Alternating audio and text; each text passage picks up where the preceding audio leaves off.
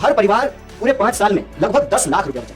और एक परिवार को 10 लाख रुपया अगर बचे तो मोदी जी के लिए छोटी बात है, 10 लाख का तो सूट पहन लेते हैं, लेकिन एक साधारण परिवार के लिए बहुत बड़ी बात है। 10 लाख में आज भी आप आउटर दिल्ली के कई इलाकों में 50 से 100 गज जमीन खरीद सकते हैं, दिल्ली में अपने घर के सपने को पूरा कर सकते हैं, कार खरीद सकते हैं, बच्चे को इंजीनियरिंग में पढ़ा सकते हैं, MBA करा सकते हैं, जिनका 1 मंजिला मकान है वो 2 मंजिला मकान बना सकते हैं, जिसका 1 BHK है उसको 2 BHK कर सकते हैं। ये जो लाभ है, ये लाभ कांग्रेस पार्टी दिल्ली के तमाम लोगों को देना चाहती है, वो इसलिए कि देश हम सबका है।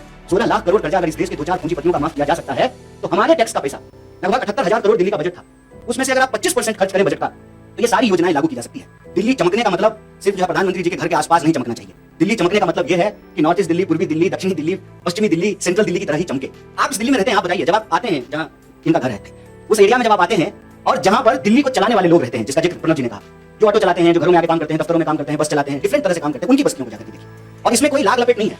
कहते हैं कि जब पूर्वांचल की बात हो रही, पूर्वांचल की कहावत है, नहाया हुआ शरीर और खाया हुआ शरीर छुट्टा नहीं है। नहाया देह और खाया देह अगर नहीं छुट्टा है तो आज तो 10 साल में केजरीवाल जी की सरकार है, हो चुकी है 10 साल, और 15 साल शीला जी का भी सरकार है। तो मतलब प्रत्यक्षम किम प्रमाणम, सामने है कितना विकास कौन किए हैं। देखिए, परसेप्शन मेकिंग में हम कमजोर हो सकते हैं, प्रोपेगेंडा में हम कमजोर हो सकते हैं, लेकिन बुनियादी हकीकत यह है कि दिल्ली में बात पूर्वांचलियों की हो या किसी भी समुदाय वर्ग की हो, दिल्ली का सर्वांगीण विकास कांग्रेस पार्टी ने किया है।